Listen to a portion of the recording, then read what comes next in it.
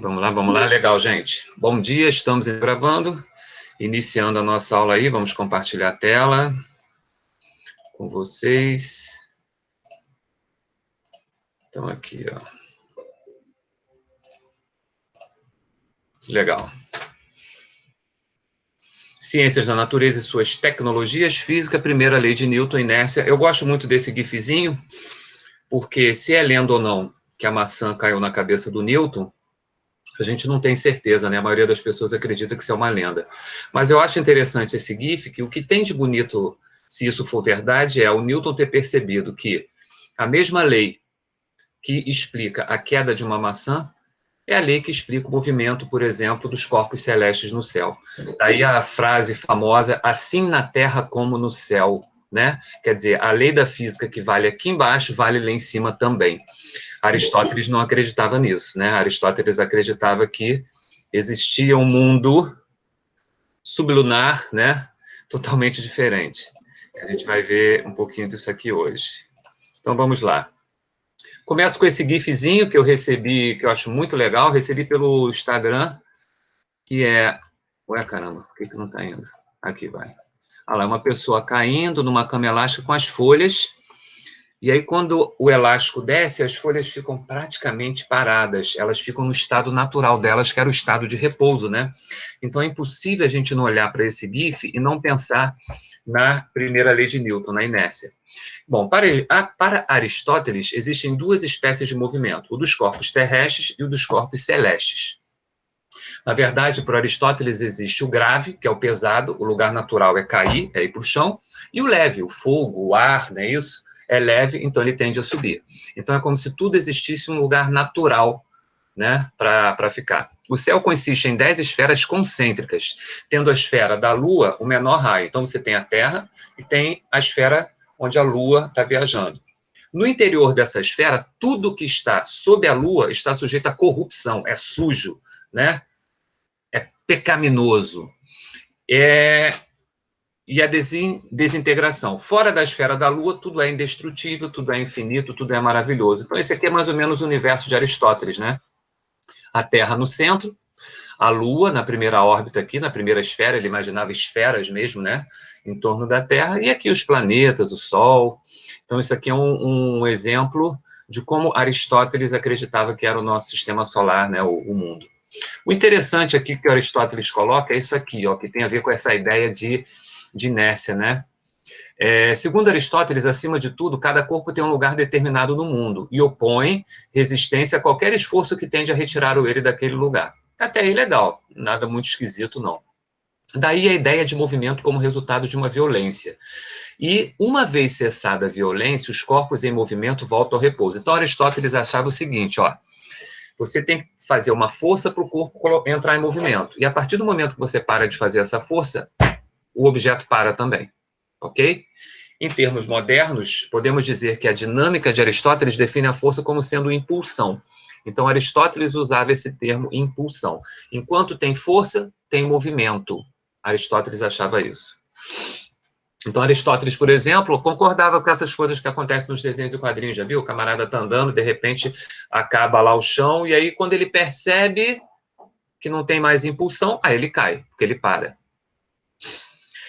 Aí veio o nosso querido Galileu, e o Galileu já viu movimento e repouso como estados naturais de um mesmo objeto. Quer dizer, o mesmo objeto pode estar em movimento e pode estar em repouso em relação a referenciais diferentes, né? O repouso não precisa de nenhuma causa, e o mesmo acontece com o movimento retilíneo uniforme. Quer dizer, para o Galileu, estar em repouso e estar em MRU é a mesma coisa. E, na verdade, você não precisa de força nenhuma para manter o objeto nesses estados, nós vamos chamar de estados de equilíbrio.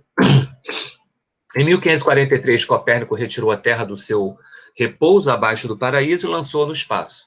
E aí vieram as 3 leis de Kepler, que eu sei que vocês já viram, que são as leis maravilhosas que explicam o funcionamento do nosso sistema solar.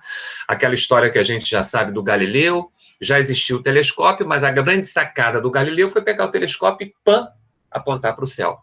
E aí ele viu que a Lua era parecida com a Terra, viu que a Lua tinha cratera, viu que o Sol tinha mancha, e ele começou a observar uma série de coisas na natureza lá em cima. Isso foi importante para a gente. surgia aí uma nova física, que na época era uma física moderna, né? Uma física diferente. O Newton foi um grande organizador disso tudo também. Aí, olha só a complexidade do movimento dos corpos celestes se você pensa num sistema planetário geocêntrico. Olha lá, olha o heliocêntrico, como é que ele funciona mais fácil, como é que a matemática é mais simples, tá vendo? O Sol no centro e os planetas girando numa órbita, como Kepler descobriu, elíptica, quase circular na maioria dos planetas. Já o sistema geocêntrico, com a Terra no centro, o movimento dos planetas é complicado. Ptolomeu teve que criar uma série de epiciclos para resolver esses problemas de visualização, porque você coloca a Terra no centro e visualiza a posição dos planetas, é difícil você traçar essas trajetórias. Aí uma imagem do Cláudio Ptolomeu, que defendia o geocentrismo. O livro dele era um excelente matemático, excelente geômetra. Aí o nosso querido Nicolau Copérnico, já defensor do sistema heliocêntrico, não é isso? O livro dele também, Da Revolução dos Corpos Celestes. Olha esse título, Da Revolução dos Corpos Celestes. Daí, hoje em dia, a gente tratar a revolução como sendo isso, né? Como sendo confusão. Porque a hora que o Nicolau Copérnico liberou esse livro sobre a revolução dos corpos celestes, isso criou uma verdadeira revolução, ok? Temos aí também o nosso querido Galileu, tá vendo aí, ó? O livro dele, Diálogos, né? Eu até tenho aqui, vou mostrar para vocês. Esse aqui é o Diálogos, traduzido pela USP, uma tradução maravilhosa. Não, na verdade, esse aqui foi traduzido pelo FMG, se não me engano. O livro do... Aqui são algumas imagens feitas por Galileu, não é isso? Desenhos feitos por Galileu da superfície da Lua. Aí você tem luas que ele desenhou de Júpiter, manchas na superfície do Sol. Olha só, essas manchas que hoje em dia nós observamos assim, ele observava dessa forma, com o telescópio. Por isso que ele ficou cego, né, gente? Imagina, pegando o telescópio e apontando para o Sol. E aí veio o sistema de Newton, que é o que a gente começa a estudar agora, ok? E esse é o Principia, que eu também tenho ali, depois eu posso mostrar para vocês. O Principia, tradução da USP. Esse aqui é um dos livros do Principia. Olha lá, O Sistema do Mundo, Isaac Newton. Tradução maravilhosa feita pela USP. Depois, quando a gente voltar, eu posso emprestar esses livros para vocês olharem, para vocês tirarem fotos com eles, ok? E aí vem a pergunta importante. Deixa eu ver se tem alguma pergunta, alguma coisa lá no chat. Por enquanto, não. Estão me ouvindo bem? Agora, estão me ouvindo bem? Tudo bem? Dá um oi aí, só dizer um sim, para a gente voltar para lá. Sim, legal. Então, vamos voltar aqui. Essa pergunta é a mais importante de todas, gente, porque se você não souber responder ela de forma correta, você pode errar todas as questões de inércia. Um corpo pode estar em movimento sem nenhuma força atuando nele? Essa é a grande questão. Um corpo pode estar em movimento sem nenhuma força atuando nele? Olha o que dizia o nosso querido Galileu e Aristóteles. Para argumentar contra a ideia de Aristóteles de que um corpo só se manteria em movimento se existisse uma força agindo continuamente, Galileu utilizou uma experiência do pensamento. Galileu foi um dos primeiros cientistas a criar esses experimentos, essas situações mentais. O Einstein também era muito bom nisso. Olha o que o Galileu imaginou. Uma rampa fixa, lisa, sem atrito nenhum. Uma parte aqui reta, também horizontal, e uma outra rampa aqui, só que essa rampa era móvel. Você poderia mudar o ângulo de inclinação dela, botando ela mais ou menos inclinada, ok? Então, ele imaginou uma situação em que não tivesse nenhum tipo de atrito, uma rampa fixa, uma parte horizontal, bem lisa também, sem atrito, e uma rampa móvel. Aí, essa rampa móvel, ele podia mudar a inclinação, tá vendo? Ó, diminuiu a inclinação, diminuiu mais ainda a inclinação, e poderia botar ela, por exemplo, na horizontal. Pode ficar qualquer ângulo, inclusive o ângulo zero. Bom, o que acontece enquanto essa esferinha amarela aí, ela desce a rampa? Você concorda que enquanto ela está descendo a rampa, ela vai acelerar? Ela vai ganhar velocidade, porque existe a força-peso, tem uma força resultante que vai acelerar ela. Então, enquanto ela desce a rampa, a esfera acelera. E enquanto ela se move na horizontal, o que acontece? Você não tem nada para acelerar ela, você não tem nada para frear ela, então não tem nenhum tipo de força impulsionando ou freando essa esfera, enquanto ela está se deslocando na parte horizontal. Isso quer dizer o seguinte, essa esfera, ela se desloca na horizontal e a força resultante que atua sobre ela é zero. Ou seja, a resultante é zero e ela se move com movimento retilíneo uniforme. O Aristóteles não aceitava isso de jeito nenhum. O Galileu já percebeu que isso era uma verdade. Quer dizer, se a resultante que atua no corpo é zero, ele pode estar com movimento retilíneo uniforme. Isso é importante. Então, olha lá. Com a rampa inclinada, a esfera vai subir até uma determinada altura. Se você diminui a inclinação, ela vai subir até uma outra altura. E se você deixa ela reta, gente, ela vai ficar o resto da vida tentando encontrar a altura perdida. E ela nunca vai conseguir. Ou seja, ela vai permanecer com esse movimento retilíneo uniforme para sempre. E aí surgia o conceito de inércia. Galileu foi o primeiro cara a ter essa sacada, ok? Ou seja, você consegue explicar o que aconteceu aí nessa figura? O que aconteceu? Acho que é fácil. O caminhão estava transportando a pedra, por algum motivo ele teve que frear bruscamente e a pedra continuou. Concorda? Essa situação, eu não sei se vocês estão ouvindo o som, acho que não.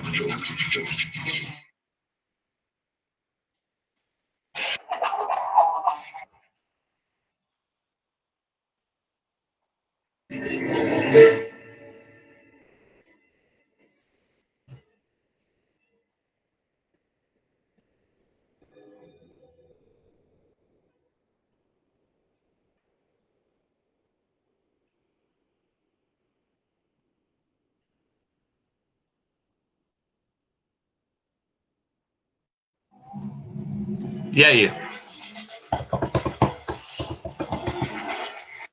É fake ou não é fake? O que vocês acham? Vocês conseguiram acompanhar bem aí o videozinho? Estão ouvindo? Tudo bem? Legal. Essas duas situações são situações que às vezes aparecem nas provas aí do conceito de inércia, né? A primeira delas é o corpo estava em movimento, de repente ele para, a tendência da pedra é continuar nesse movimento. E o segundo sistema estava parado, quando você puxa, né, bruscamente, todos os objetos tendem a continuar parados. É claro que você tem que puxar rápido, senão não vai dar certo, ok? Esse aqui é o conceito de inércia que você encontra aí nos dicionários, né? Olha lá, significado de inércia, sem ação nem atividade. Substantivo feminino, sem ação nem atividade. A inércia dos mecanismos públicos. Figurado, ausência de reação, falta de mobilidade, estagnação. A inércia da polícia pode prejudicar o desenvolvimento do município. Física, diz-se da matéria que oferece resistência à aceleração. Química, particularidade das substâncias que não reagem. Uso antigo, que não possui nem demonstra habilidade, falta de aptidão. Então, você vê umas definições interessantes, né? Então, olha só. A primeira lei de Newton, que é o princípio da inércia, diz que um corpo em repouso tende a permanecer em estado de repouso e um corpo em movimento uniforme, em linha reta, tende a permanecer em movimento constante, a menos que uma força resultante atue sobre ele. Também chamada de lei da inércia, a primeira lei de Newton, juntamente com a segunda e terceira leis, formam os três pilares fundamentais da mecânica clássica, a chamada mecânica newtoniana. E é graças a essa mecânica clássica que a gente consegue lançar foguetes, lançar satélites, não é isso? E ter essa tecnologia que a gente tem, que é relativamente avançada aí. O que é equilíbrio para a física? Isso é importante. Repouso ou movimento retilíneo uniforme. Esse movimento retilíneo uniforme é que geralmente a gente esquece. Lembra aquela tartaruguinha? Viajando em linha reta com velocidade constante. Toda vez que o objeto estiver em repouso ou com MRU, nós vamos dizer que ele está em equilíbrio. Em resumo, se a força resultante sobre um corpo for zero, se o corpo está em repouso, ele vai permanecer em repouso. Se um corpo está em movimento, ele vai se mover em linha reta com velocidade constante. Então, normalmente, a gente acha que inércia é só repouso. Não é. Inércia também é movimento retilíneo uniforme. Gente, você quer acertar todas as questões de inércia? Então, guarda isso que eu vou falar para vocês agora nesses dois slides. Isso aqui é extremamente importante. Isso aí é um experimento que eu estou realizando dentro de um laboratório em repouso. O que eu estou chamando de laboratório, gente? O meu escritório, a casa de vocês, a sala da casa de vocês, o quarto de vocês, dentro de um ônibus, na varanda, qualquer lugar que você esteja, tá? Finge que esse é o seu laboratório. Quando você faz um experimento dentro desse laboratório, normalmente a gente sabe o que vai acontecer. Por exemplo, eu vou pegar essa corujinha e vou soltar. Eu sei que ela vai cair verticalmente, e exatamente embaixo eu vou conseguir pegar essa corujinha, ok? Agora, se esse laboratório estiver viajando com movimento retilíneo uniforme, o resultado é exatamente o mesmo. Ou seja, se o meu escritório estivesse se deslocando no espaço com a velocidade de 5.000 metros por segundo, mas com movimento retilíneo uniforme, quando eu soltasse a corujinha, ela ia cair exatamente na minha mão. O Galileu defendia isso, o Newton confirmou, e a gente precisa, pelo menos no início, aceitar como uma verdade. Quando um laboratório está parado, quando um laboratório se move com MRU, o efeito é o mesmo, o resultado da experiência é a mesma. Tanto que o Galileu dizia que não tem como você distinguir o MRU do repouso. Para quem já viajou de avião, às vezes você está cruzando, por exemplo, o oceano. E aí, geralmente, você cruza à noite, por exemplo, madrugada. Aí você vai e acaba que você cochila. Quando você acorda, às vezes, você chega a levar um susto. Porque quando não tem turbulência, não tem nada, o avião viajando lá com MRU e a velocidade alta, às vezes 1.700 km por hora, você chega a olhar para a janela rápido, porque parece que o avião está parado, e não está. Ele está com a velocidade altíssima. Só que o fato dele estar com MRU, a gente tem a impressão de que ele está em repouso, ok? Então, inércia é um estado de equilíbrio, equilíbrio é repouso ou movimento retilíneo uniforme. Agora vamos ver se a gente vai cair ou não nas pegadinhas. E as pegadinhas são muitas. Eu espero que vocês tenham recebido a lista. Tenta acompanhar a lista aí, mas aqui eu também coloquei os enunciados, ok? Vamos lá fazer um salto aí para a nossa viagem dos exercícios que são extremamente importantes. Todos eles do Enem e da UERJ. Olha a primeira. Um carro desloca-se para a direita com vetor velocidade constante. Vetor velocidade constante. No seu interior existe uma esfera suspensa por uma mola. Quando não submetida a nenhuma força, esta mola tem comprimento L. Então a mola tem um tamanho L, tá lá. Você vai pendurar um objeto nessa mola. Nessas condições, a melhor representação da situação descrita é... Qual letra que é o GABA aí? Vocês já podem ter visto o gabarito, mas qual vocês acham que é a resposta? Um carro está se movendo para a direita, com vetor velocidade constante, tem uma mola pendurada, e você pendura um objeto nessa mola. Qual é o gabarito dessa questão aí? O que vocês acham que vai acontecer?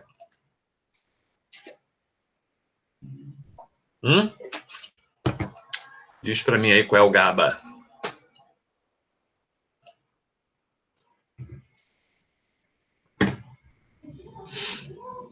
Ninguém? Será que vocês estão me ouvindo?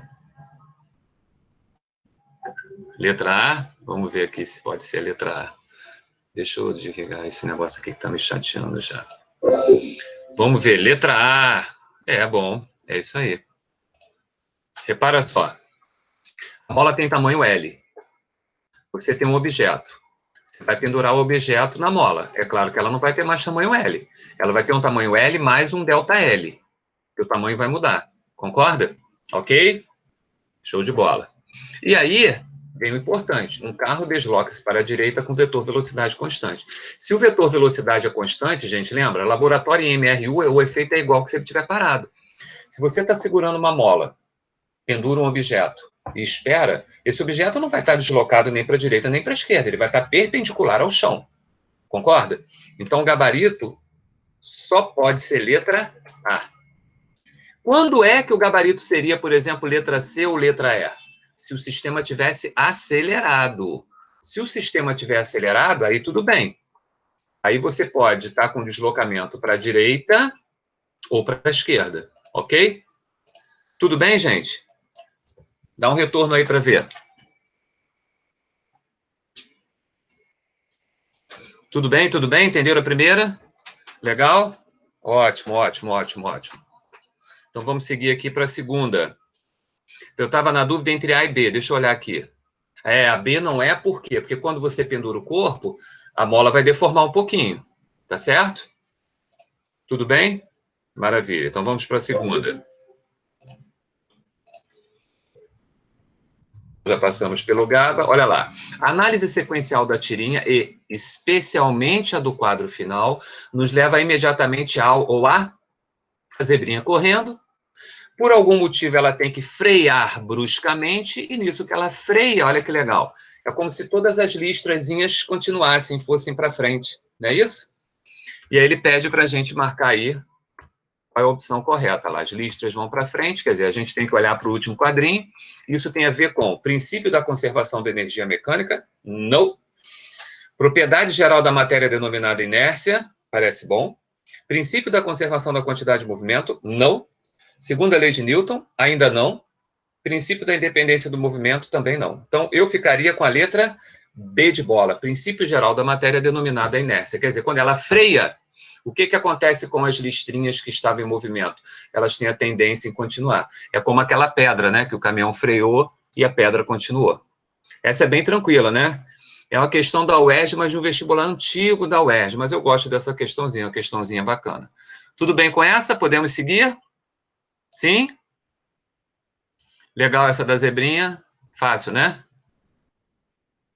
Show, show. Então vamos para a próxima. Olha lá, ó. E essa daqui é... Olha, gente, se você coloca uma questão dessa numa prova, mesmo depois de ter trabalhado lei de Newton, eu te garanto que você tem 50% de erro.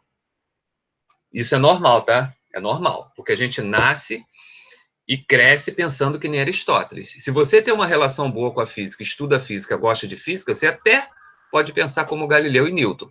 Mas se você nunca estudou física na vida, você vai morrer pensando que nem Aristóteles. E isso é natural. A ciência demorou 2.000 anos para resolver isso. Como é que você quer resolver isso em 30, 40 minutos de aula? Não rola. Então, olha essa. Um paraquedista salta de avião e cai em queda livre até sua velocidade de queda se tornar constante. Podemos afirmar que a força total atuando sobre o paraquedista após sua velocidade se tornar constante é vertical para baixo, vertical para cima, nula, horizontal para a direita, horizontal para a esquerda. Maravilha.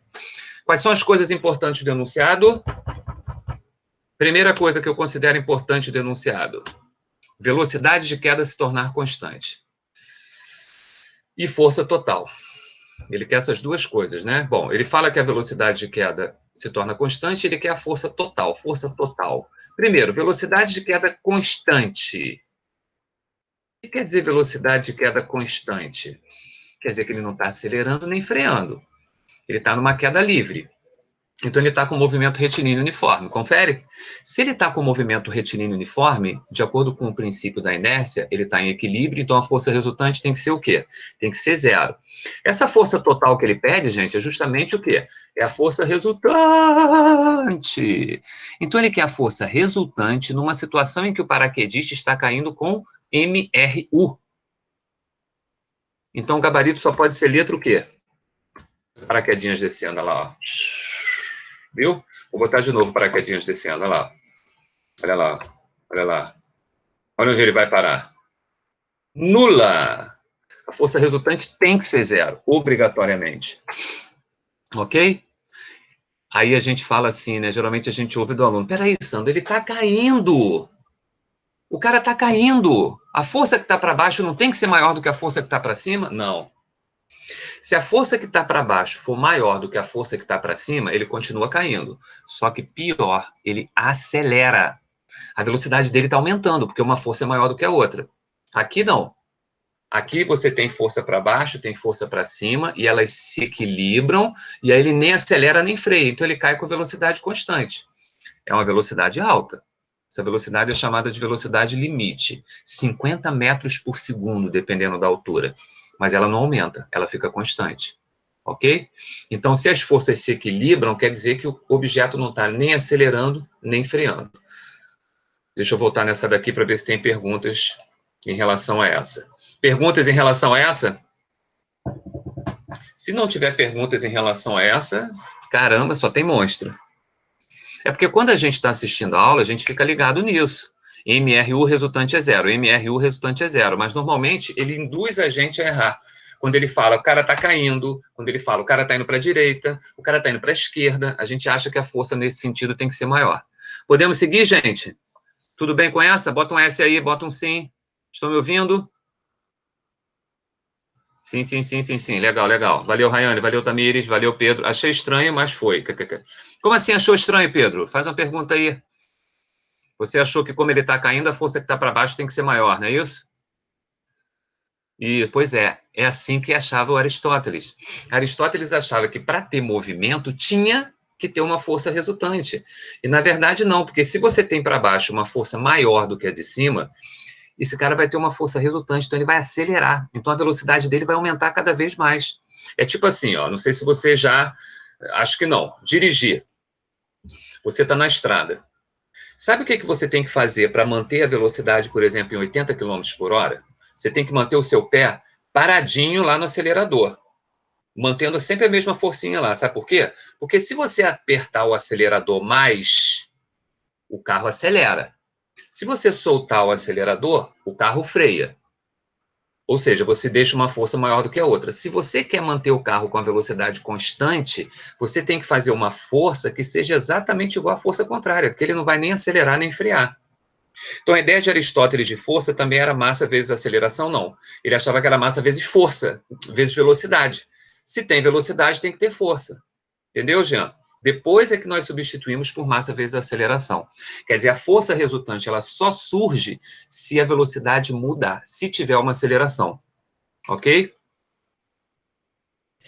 Ele ganha velocidade com a gravidade e o peso dele. Ele ganha velocidade porque ele está sendo acelerado pela gravidade. Mas, em compensação, a gente vai ver daqui a pouco, tem uma força de resistência do ar. Eu vou voltar nessa situação do paraquedista. Olha essa situação que eu vou mostrar para vocês aqui agora, olha. Eu quero saber qual é o estado desse objeto. Uma pokebola e uma força de 100 newtons atuando. Esse objeto está parado? Porra, não pode, porque tem força resultante. Esse objeto está se movendo com movimento retilíneo uniforme? Não, não pode, porque tem uma força resultante. Então, esse objeto ele tem uma força resultante e eu sei que essa força resultante é para onde? É para a direita. Então, esse objeto nem está parado nem com MRU. Beleza? Outro exemplo. Olha a pokebola. Eu tenho uma força de 100 newtons para a direita e uma força de 80 newtons para a esquerda. Esse objeto pode estar parado? Não, não pode estar parado. Esse objeto pode estar com movimento retilíneo uniforme? Não, de jeito nenhum, porque a resultante não é zero. Então, esse objeto continua tendo uma aceleração. E essa força resultante que vai surgir aí, ela é para a direita. E quando é que vale essa força resultante para a direita? Vocês sabem me dizer? 20 newtons, que é justamente a diferença. Ou seja, se uma força é maior do que a outra, o sistema acelera. Se o sistema não acelera, é porque as forças são iguais. A resultante tem que ser zero. Qual é o estado desse objeto? A nossa querida pokebola, uma força de 100 newtons para a direita, uma força de 100 newtons para a esquerda, ok? Responda para mim, por favor, qual o estado dessa pokebola? Qual é a situação que ela está? Fala para mim aí qual é a situação que essa pokebola está, gente. Alguém botou aí? Alguém botou aí? Tá parado, parada, repouso. Repouso, parada, parada, parada, inércia. Então, olha só. Fabalzinho, tá parado. Pedro, parado. Rayane, repouso. Yuri, repouso. Amélia, inércia. Jean, em equilíbrio. Pode estar em MRU. Obrigado, Amélia. É isso aí. Vocês deram mole, gente. Ela pode estar parada, mas ela também pode estar com movimento retilíneo uniforme. Esse que é o grande X da questão da primeira lei, gente. Lembra que eu falei agora há pouco? A galera sempre esquece do MRU. Esquece que ela pode estar com movimento retilíneo uniforme, gente. E é aí que a UERJ e o Enem vai tentar pegar vocês, gente. Ele nunca vai pedir para você achar a força resultante mostrando o objeto parado. Ele sempre vai falar que o objeto está se deslocando com velocidade constante. Por quê? Ele quer ver se você ainda pensa como Aristóteles ou já está pensando como Galileu. Pedro, concordo com você, pegadinha desgraçada. Mas não tem jeito, a gente vai continuar, infelizmente, caindo durante um tempo. Eu demorei muito tempo para aceitar isso como uma verdade, entendeu? Essa coisa do equilíbrio, é difícil a gente pensar nisso como uma verdade, ok? Mas repouso, ele pode estar. Então, quando eu pergunto ali qual é o estado, você tem que me dar duas opções. Você pode falar assim, Sandro, olha só, eu sei que a força resultante é zero, então ele pode estar em repouso ou MRU, ok? Repouso ou MRU. Legal? Combinado? Show de bola! Olha aí, Pedro. Pedro, olha o que você falou, Pedrão. Que perigo! Não tenha dúvida, é isso, gente. Isso é um perigo, por isso que eu estou chamando a atenção. E por isso que quando cai inércia na UERJ e no Enem, o índice de erros é absurdamente alto. Então, a questão é um item que vale a pena a gente acertar. Legal? Sabe o tal paraquedista? Vamos voltar nele. Ele estava caindo com o movimento retilíneo uniforme, concorda?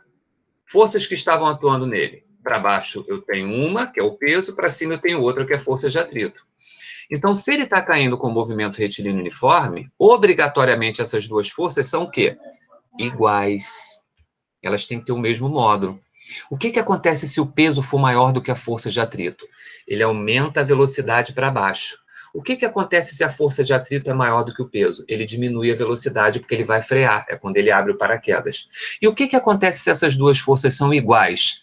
Ele cai sem alterar o estado de velocidade dele, porque as forças se equilibram, ninguém vence, então ele vai cair com o movimento retilíneo uniforme. Ok? Foi? Aí. Pediram uma vez aí numa aula minha, bota K-pop, bota K-pop. Eu procurei na internet. Esse rapaz, que eu não sei o nome dele, não sei se alguém sabe, é o tal do grupo do K-pop. Eu acho que é um grupo, né? Qualquer dia eu vou procurar a música desse K-pop. Mas ele não tá com a cara de gente, entendi? Quando eu vi, eu falei, é perfeito. Vê se ele não tá com a cara de gente, entendi. Olha lá, gente, entendi. Tudo bem? Vamos ver se está tudo ok lá em relação ao paraquedista. Fechou a do paraquedista? Meu Deus, vou sair da live. O que é live, gente? O que é isso? Ô, Fabalzinho, isso aí é o quê? Porque esse K-pop não é legal, não? Ai, gente. Esse K-pop eu já vi minha sobrinha falando disso. Eu acho que vocês não vão gostar desse negócio de K-pop, não. Ai, gente. Fala, Zaira. Zaira, né? Eu tô sem óculos. Escuta, fala aí, Tamires. Escuta, professor, é bom? Tá bom, vou escutar e da próxima aula eu vou botar, hein? Fabiozinho, me responde ali em cima. Cadê? Deixa eu ver. O que você perguntou? Alguém botou assim, Zaira, o que vai determinar se está em repouso ou movimento retilíneo uniforme? Não, não sei. Ele vai te falar no enunciado. Você vê que até agora ele te disse sempre isso. E se ele não disser e te perguntar, você tem que dar as duas respostas, que nem eu fiz ali. Qual é o estado? Você não pode botar só um, você tem que falar, olha, ele pode estar sim ou assado, tem que falar os dois. Entendeu? Eu não estou achando, Fabazinho, a sua pergunta, se a força resultante é zero, é isso? Bota de novo a pergunta aí para mim. Legal, legal. Então vamos seguir para a próxima lá, que vamos ver se vocês vão cair na próxima pegadinha. Vocês viram que eu preparei um monte de pegadinha, né, gente? O objetivo é esse, é você não errar mais. Nesta figura está representado um balão dirigível que voa para a direita. Olha só o filho da mãe. Ele aqui está te induzindo, gente, que voa para a direita. Voa para a direita. Em altitude constante, com velocidade v também constante. Constante, velocidade v também constante. Sobre o balão atuam as seguintes forças: o peso P, o empuxo E, a resistência do ar R e a força M, que é devido à propulsão dos motores. Então, pelo que ele falou, são 4 forças. Assinale a alternativa que apresenta o diagrama de forças em que estão mais bem representadas as forças que atuam sobre o balão. Então, tem 4 forças. Olha o desenho que o infeliz colocou, essa questão da UERJ. Tá vendo aqui, ó? Ele colocou aqui um V para a direita. Isso aqui é para te induzir o erro. Até porque velocidade nem força é. Mas ele colocou ali. Tá bom? E aí? Concorda com a Tatá ou não? Dessa vez você vai ou não cair na armadilha? Vamos lá. Olha as opções. Tem 4 forças atuando: peso, a força motora, a força de resistência e a força de empuxo que o ar faz para cima. E aí no enunciado está escrito isso, ó, que voa para a direita em altitude constante com velocidade v também constante. Fala para mim, gente, qual é o gabarito? Fala. Vou dar um ΔT para vocês. Qual é o gabarito? Qual é o GABA? Qual é o GABA? B, vamos ver, vamos ver. Gente, eu nunca senti tanta felicidade na minha vida. Nunca senti tanta felicidade na minha vida. Perfeito, perfeito, perfeito. É exatamente isso, gente. Ele vai te iludir, ele vai tentar. Ele é covarde, ele vai tentar te iludir. Quando ele coloca esse vetor para a direita, é para tentar te induzir. Mas, se ele está com velocidade constante, a resultante é zero. E se a resultante é zero, todas as forças elas têm que se equilibrar. Ou seja, a força motora ela não pode ser maior do que a força de resistência, senão ele acelera. O empuxo não pode ser maior do que o peso, senão ele acelera para cima. Então, para ele se manter naquele estado de inércia, sabe assim, ó, tranquilão, todas as forças têm que se equilibrar. Combinado, meus amores? Cara, olha só, se você entender isso, gente, a vida de vocês muda na dinâmica. E aí a segunda e a terceira lei, ó, vão cair como um melzinho, vão ser maravilhosas, maravilhosas para vocês, tá bom? Bom, vamos lá então. Tem que ir no constante, Tamires. Show de bola. Pedro Henrique Lima, é difícil aceitar essa verdade. É, Pedro, eu concordo com você. E, Pedro, eu vou te confessar uma coisa aqui, tá bom? Eu terminei o ensino médio, eu gostava de física, aí eu fui fazer prova para o vestibular do UFRJ, caiu questão de leis de Newton, eu acertei, mas eu ainda não entendia, ok?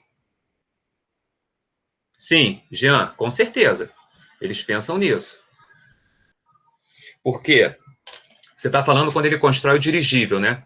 Quando ele constrói o dirigível, o que, que acontece? Eles conseguem mudar o volume, pouca coisa, tá? Mas eles conseguem mudar um pouquinho o volume do balão, porque mudando o volume a força de empuxo aumenta, e tem propulsor tanto na horizontal como na vertical também. Então, como tem propulsor na vertical, ele consegue também gerar uma força de sustentação para cima, entendeu? Então, quando eles constroem, eles pensam nisso, em fazer o empuxo ficar maior ou menor do que a força-peso. Tá certo? Mas, como eu estava falando, eu só fui entender as leis de Newton quando eu fui fazer uma disciplina do mestrado. Até na graduação, eu fazia de forma natural, mas eu não tinha entendido a essência. No mestrado, eu tive uma aula com um professor chamado Marcos Vinícius, que ele passou 6 meses só mostrando para a gente as 3 leis de Newton. E aí é que a ficha caiu e eu fui entender efetivamente a beleza disso, ok? Isso é muito bonito. Vamos seguir, porque tem mais aqui. E agora eu acho possível... Foi a quarentena também. Professor, continua com as aulas depois da quarentena também? Claro, Tamires, só que agora é presencial, né? Ai, agora vocês vão ter que... Aí vocês vão ter que me aturar lá no CP2. Fica tranquila que é de federal para federal. Eu nunca gastei 1 centavo na minha vida com educação. Nunca. 1 centavo. Nunca. Sempre estudei escola estadual. Saí do estado, fui para federal. Depois fui fazer meu mestrado de graça. Estou fazendo meu doutorado de graça. Viajo pelo mundo de graça, sem gastar R$1. Tudo que eu faço é instituição pública, que são as melhores, são de qualidade. E eu agradeço muito isso a quem? Quem que eu tenho que agradecer? Os avós de vocês, os pais de vocês, as mães de vocês, que pagam imposto. E graças ao imposto deles, eu consegui estudar de graça. E a mesma coisa vai acontecer com vocês. Por isso que eu pago imposto, reclamo, mas pago imposto, porque eu quero que vocês tenham um ensino de qualidade, de federal para federal. O ano que vem eu quero ver todo mundo na UERJ, na UF, na Unirio, na UFRJ. Ok? Isso aqui, ó, é sangue de federal. Só tem monstro. Vamos continuar aqui, porque agora vocês não caem mais, não. Tenho certeza que vocês não caem mais. Agora já vai perder a graça. Então, gabarito, letra... Uau! B. Olha lá, show de bola. Um corpo se desloca sobre uma superfície horizontal sob a ação de uma força resultante. Subitamente, a força resultante que atua sobre esse corpo se reduz a zero. Como consequência, é correto afirmar que o corpo... Vamos ver. Um corpo se desloca sobre uma superfície horizontal sob a ação de uma força resultante. Então ele está se deslocando e tem uma força resultante.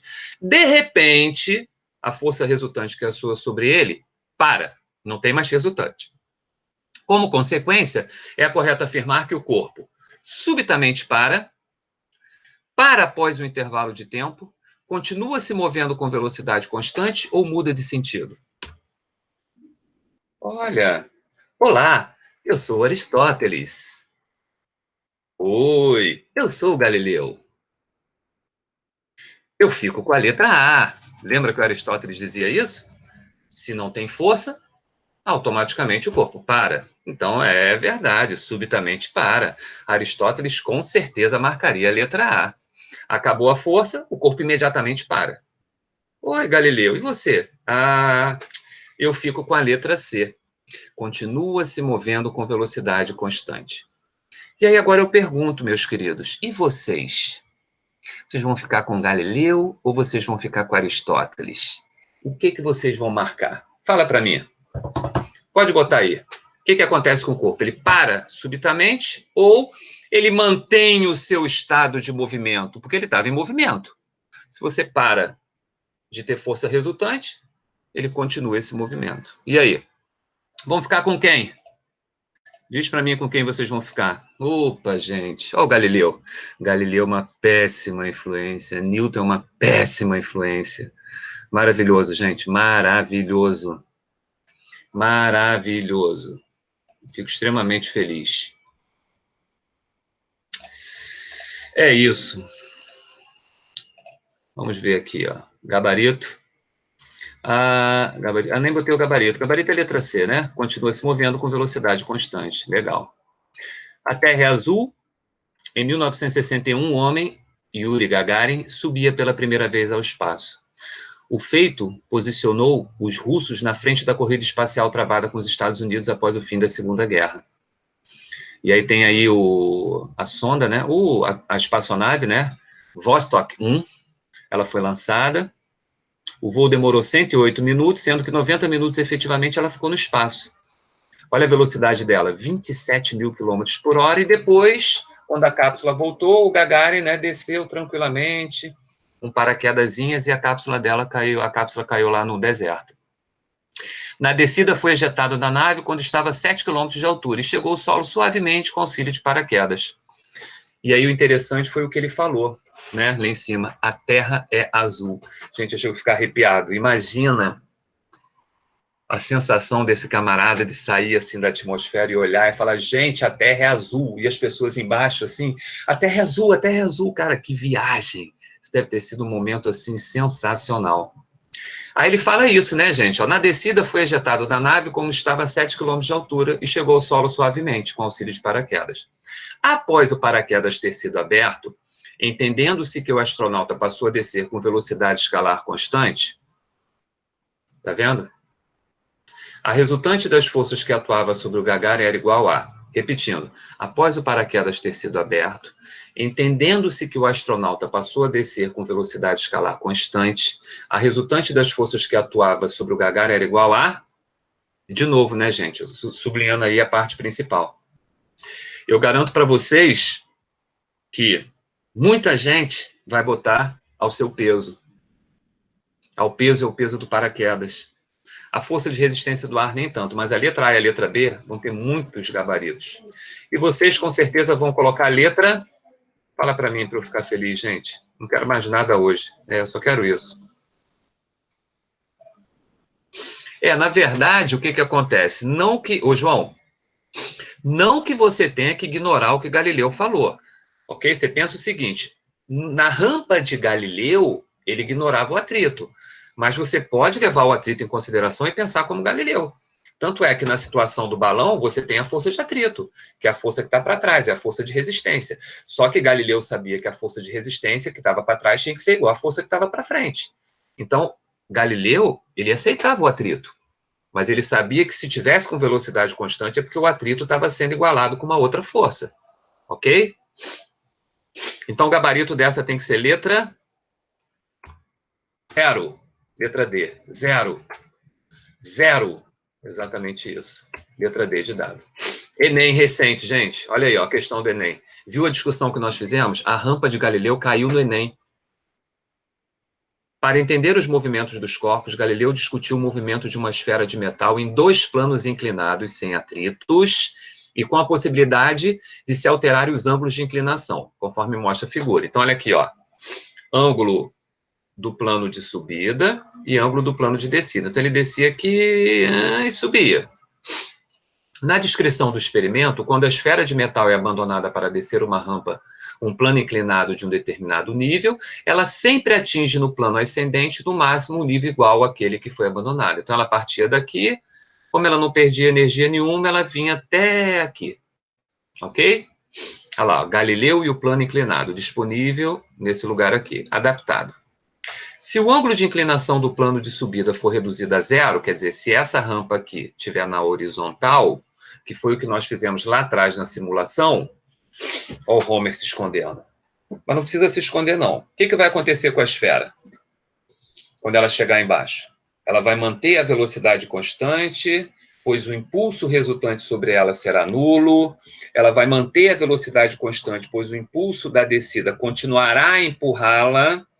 Diminuirá gradativamente a velocidade, aumentará gradativamente a velocidade. O que vocês acham que vai acontecer com essa esfera? Lembrando que não tem atrito nenhum, nada. Quando ela chegar na parte mais baixa, ela vai seguir e vai seguir o resto da vida em busca da altura perdida. Qual é o gabarito dessa daí, minha gente? Responde para mim qual é o gabarito. Questão do Enem considerada difícil.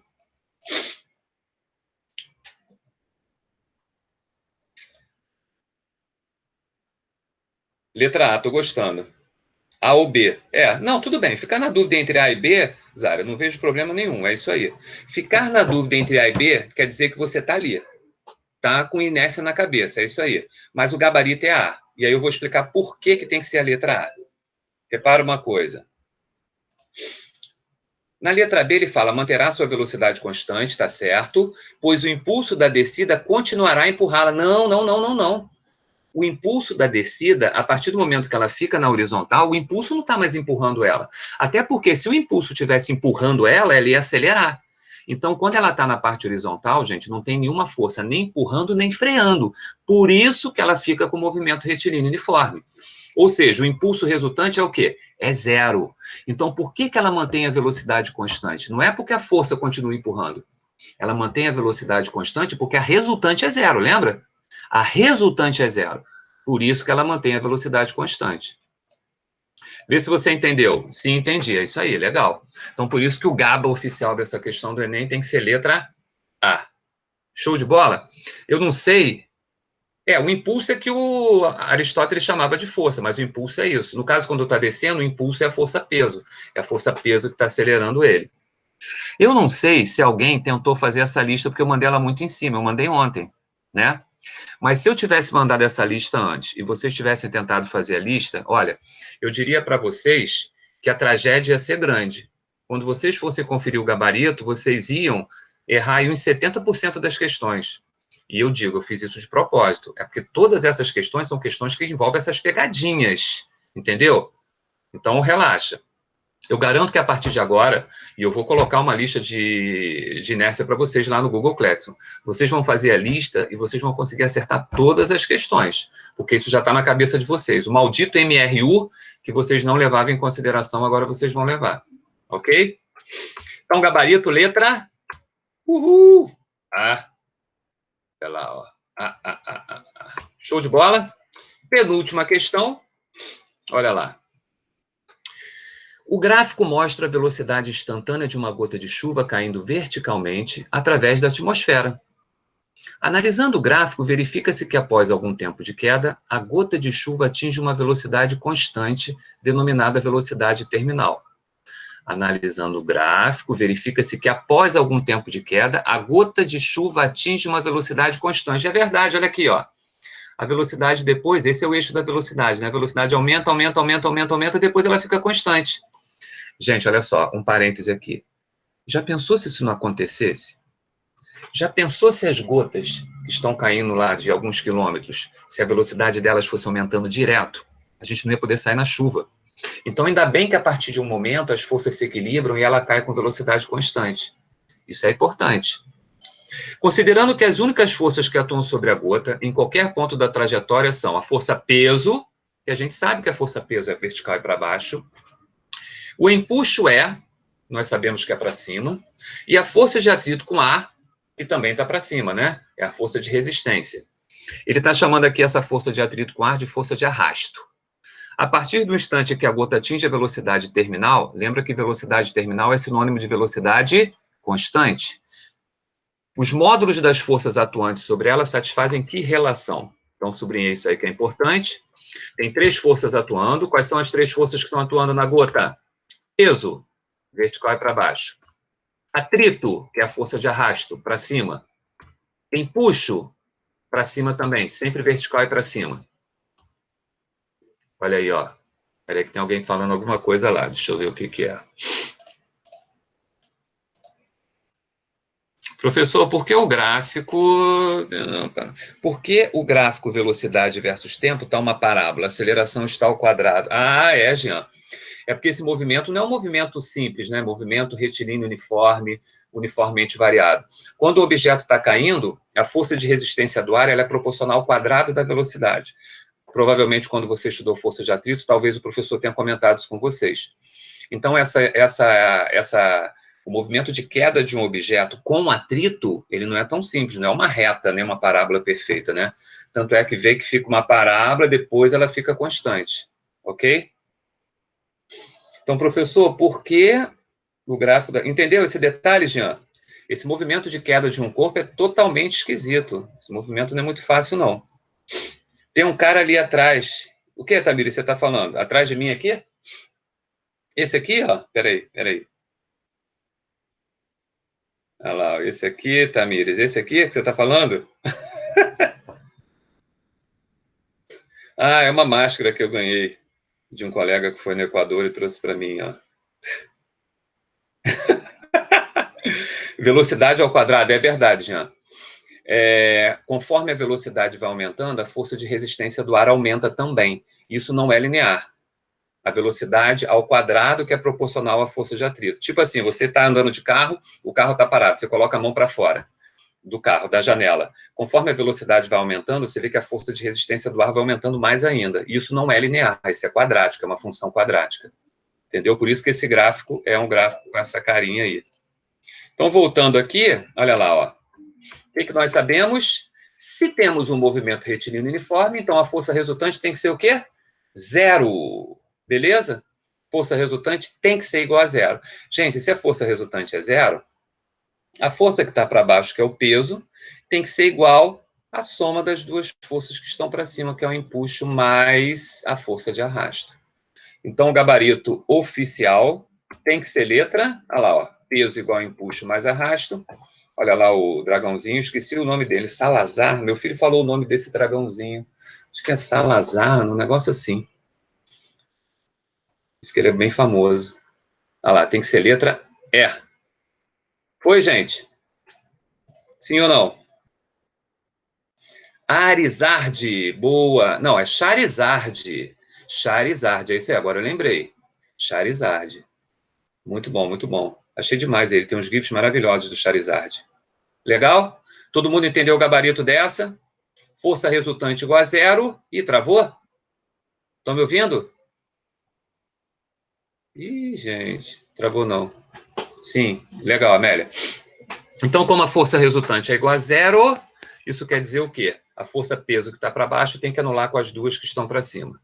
Legal? E a última, para a gente descansar um pouquinho. Os aviões voam porque o perfil aerodinâmico de suas asas faz com que o ar que passe por cima e por baixo ocasione uma diferença de pressão que gera o empuxo. Legal. Olha lá, um aviãozinho voando, tem algumas forças atuando. Quando o avião, na verdade, ele está voando... Deixa eu sair aqui só para falar uma coisa com vocês. Quando o avião voa, na verdade, qual é a função da hélice ou da turbina? Fazer com que a velocidade do vento na parte de cima seja maior do que a velocidade do vento na parte de baixo. Porque quando maior for a velocidade do vento, a gente aprende em hidrodinâmica que a pressão reduz. Então, quando a pressão em cima fica menor do que a pressão embaixo, o que acontece? Tem um ΔP, então tem uma força que levanta o avião. Então, se você pegar uma folha, deixa eu ver se eu consigo fazer para vocês. Aqui, ó. Vou pegar uma folha, deixa eu desligar o ventilador para não coisar. Vou pegar uma folha, vou botar ela aqui na frente e vou soprar na parte de cima dela. Quando eu começo a soprar na parte de cima, o que acontece? A velocidade maior do vento em cima faz a pressão diminuir. Então, vai ter uma pressão de baixo para cima que faz a folha subir. E é o que acontece com um avião, que nós chamamos de força de sustentação. Vamos ver se dá certo aqui, ó. Tá vendo?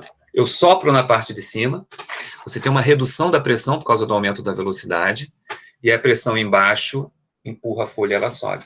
Exatamente isso que acontece nos aviões. Você gera aí uma força de sustentação que consegue vencer a força-peso, ou equilibrar a força-peso. Legal? Vamos seguir ali, então, na última. Olha lá, ó.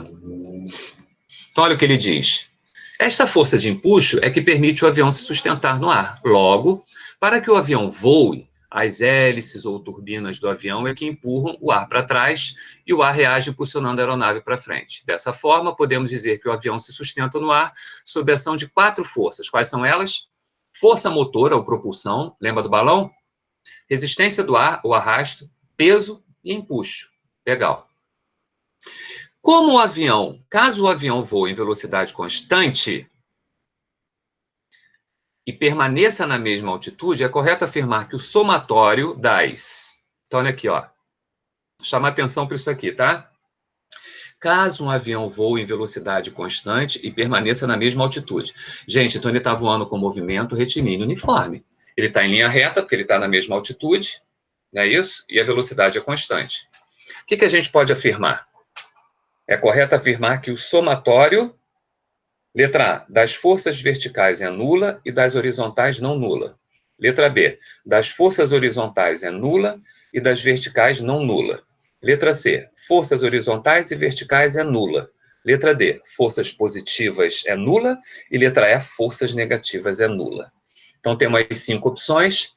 Bota lá no chat qual que você acha que é o gabarito para ele voar com MRU. Para ele voar com MRU,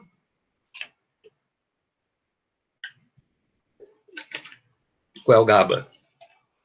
Ih, gente, será que caiu? C.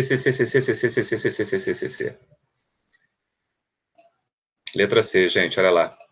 Olha o que eu coloco para vocês como gabarito. Olha lá, um coração.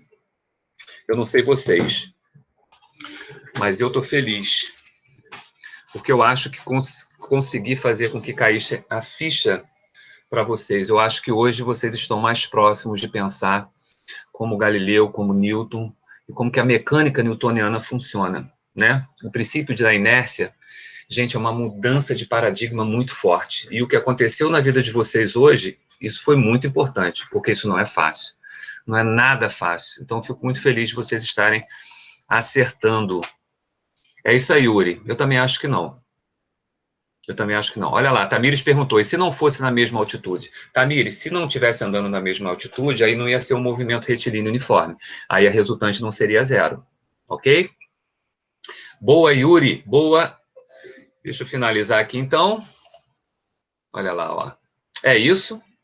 Na nossa próxima missão, eu vou divulgar, vamos ver o que a gente vai fazer. Lembrando que amanhã nós temos um aulão 10 horas show de bola de calorimetria, para a gente relembrar um assunto que vocês viram lá no primeiro ano. Então vai ser bom, ok? Depois eu vou passar o link para vocês, vou divulgar também nas redes sociais, ok? E continuaremos em breve. Tarefa importante que eu sugiro que vocês façam, tá, gente? Em homenagem lá ao Gagarin, em homenagem àquele momento que ele disse, é azul, ok? O céu, o planeta é azul. Tem esse vídeo do YouTube chamado Nós Estamos Aqui, o pálido ponto azul. Tem um link aí que depois vocês podem postar, mas, de qualquer maneira, quem quiser, eu estou finalizando a aula agora, eu vou colocar aqui para vocês com som, para vocês ouvirem e acompanharem, se vocês quiserem, tá bom? Para mim, ele é uma referência muito positiva. Esse vídeo é muito, muito, muito legal mesmo. Eu vou colocar para vocês aqui, para vocês, se vocês quiserem assistir. Deixa eu botar aqui, peraí, ó. O pálido ponto azul. E aí, deixa eu sair aqui só para botar no YouTube. Depois, se vocês quiserem assistir com calma, ó, cuidado porque tem alguns que não são bons. Tem várias versões. Tem uma versão que é a melhor de todas. Eu vou dizer para vocês qual é. Aqui, ó. Pálido, ponto azul. Aí vocês têm que clicar nesse aqui, ó. Nós estamos aqui, um pálido ponto azul. Tá vendo? Deixa eu botar no início. Deixa eu botar no início do som aqui. Para vocês. From the many other points of light, Voyager would see nearby planets, Espera um minutinho. far-off suns. But precisely because of the obscurity of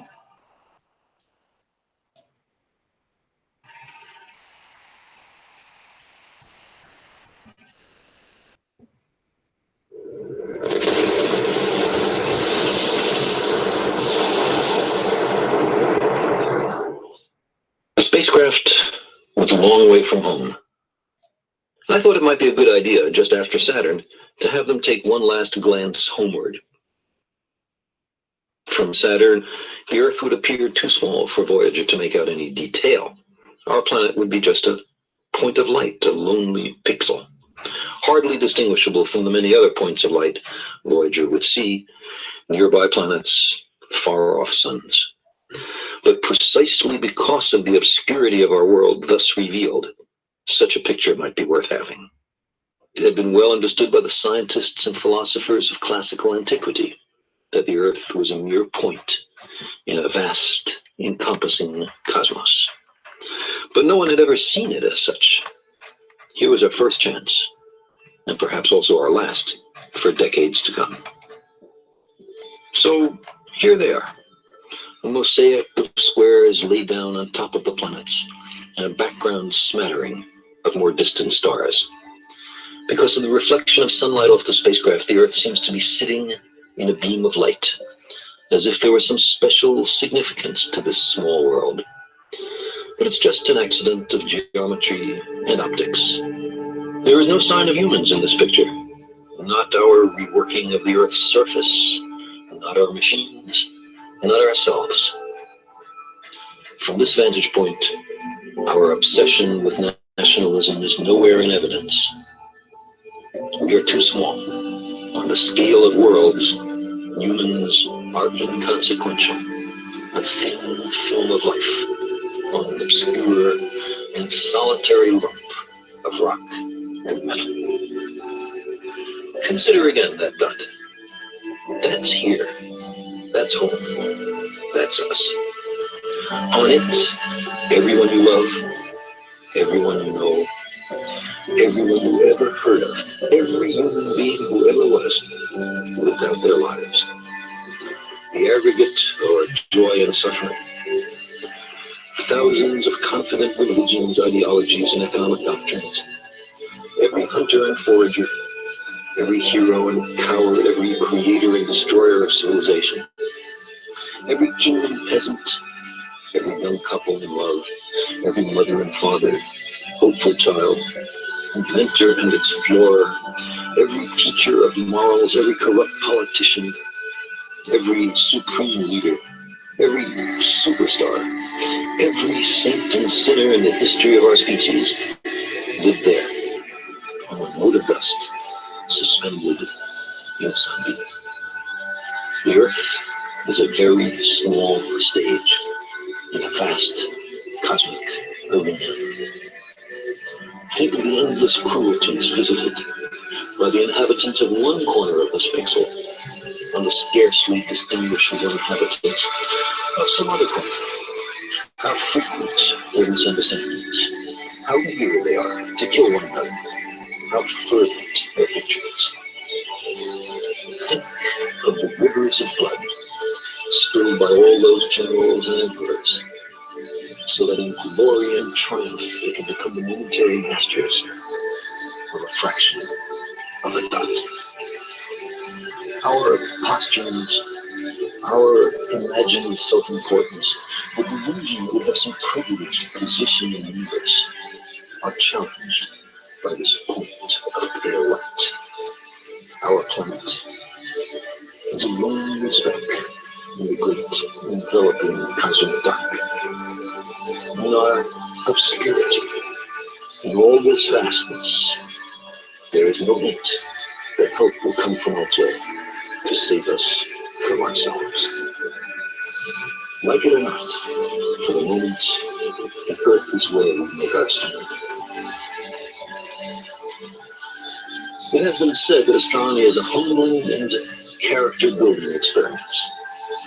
There is perhaps no better demonstration of the folly of human conceits than this distant image of our tiny world. It underscores our responsibility to deal more kindly with one another and to preserve and cherish the only home we've ever known.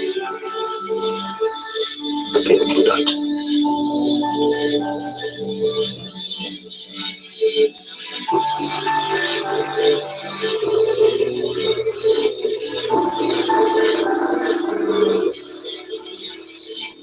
É isso, gente. Vale a pena depois vocês assistirem mais uma vez com calma, que ele é muito legal.